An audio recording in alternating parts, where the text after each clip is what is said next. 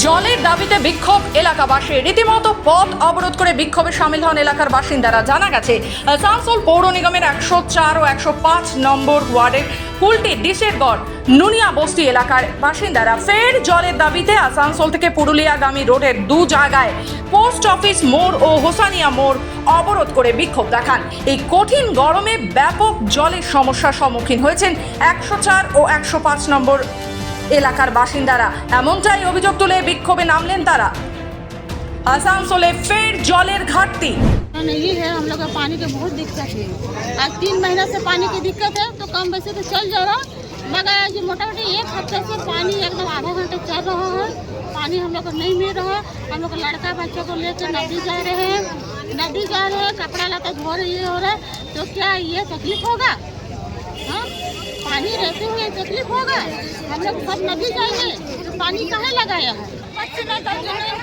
কবে থেকে 3 মাস থেকে জল পাচ্ছি না। তো জল না থাকলে কি করে হবে বলো? একবেলা যদি জল দিতে তো ভালো করে সেটা তো দেখতে হবে। এলাকাবাসীদের আরও অভিযোগ, অবৈধভাবে জলের লাইন বিভিন্ন জায়গায় নেওয়া হচ্ছে, যার জেরে সঠিকভাবে জলের সরবরাহ করা যাচ্ছে না এবং বিভিন্ন জায়গায় ভাল্ব বন্ধ করে দেওয়া হচ্ছে, যার ফলে কিছু সংখ্যক মানুষ জল পাচ্ছেন না। জল পাচ্ছে না, দীর্ঘদিন ধরে সমস্যা হচ্ছে। আমাদের সাতগড়িয়া, নুনিয়া বস্তি, 5 নম্বর, 7 নম্বর, বাঁশগড়িয়া এইসব এলাকাগুলো দীর্ঘদিন ধরে জল পাচ্ছে না। একটা ভাল্ব লিক ছিল, সেই ভাল্ব লিকের জন্য ট্যাঙ্কিতে পর্যাপ্ত জল উঠছিল না। আজকে ইঞ্জিনিয়ারের সঙ্গে কথা বলা হয়েছে, আমাদের কন্ট্রাক্টরের সঙ্গে কথা বলা হয়েছে, টিআইসির মধ্যস্থতায় বসে একটা কথা বলা হলো, কালকে লেবার আসবে, ওই লিকের কাজ কালকে সারা হবে। জলের টাইমিংটা 8 ঘন্টা করে আরও বাড়ানোর কথা বলা হয়েছে, 2 ঘন্টা করে। এবং 5 নম্বর বা 7 নম্বরের যে সমস্যা, সেটা একটা ক্রুশিয়াল সমস্যা হলো ওভার কানেকশনের জন্য, যে কানেকশন দরকার তার থেকে বেশি ওভার কানেকশন হয়ে গেছে বলে জলটা পড়ছে না। একটা সেপারেট পাইপ লাইনে কাজ চলছে, ওটা 1 মাস সময় লাগবে। যতদিন না হয় ততদিন পর্যন্ত এরা 2 ট্যাঙ্কার করে জল 5 নম্বর 7 নম্বর বাসগুড়ির জন্য পাঠাবে। বিক্ষোভ করছে, তার কারণ হচ্ছে তাদের জলের টাইমিংটা কম হয়েছে। এবার জলের টাইমিংয়ের সমস্যা হচ্ছে, অন্য পাড়ায় এসে ভালটাকে বন্ধ করে দিচ্ছে। এই ভালটা বন্ধ করে দেওয়ার জন্য আর জলটা যাচ্ছে না, সে তারা গায়ের জোরে ফিজিক্যালি বন্ধ করে দিচ্ছে। তো ইয়ার উপরে কি আপনারা অ্যাকশন কিছু নিয়েছেন?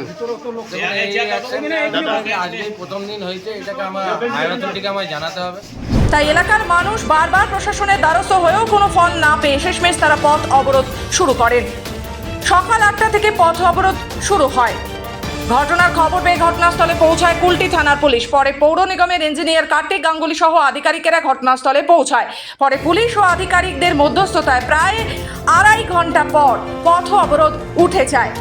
তবে অবৈধ লাইনের ব্যাপারে ব্যবস্থা নেবে কর্পোরেশন এবং ভালভের সারাই করা হবে যাতে সরবরাহের ব্যবস্থা ঠিক হয়।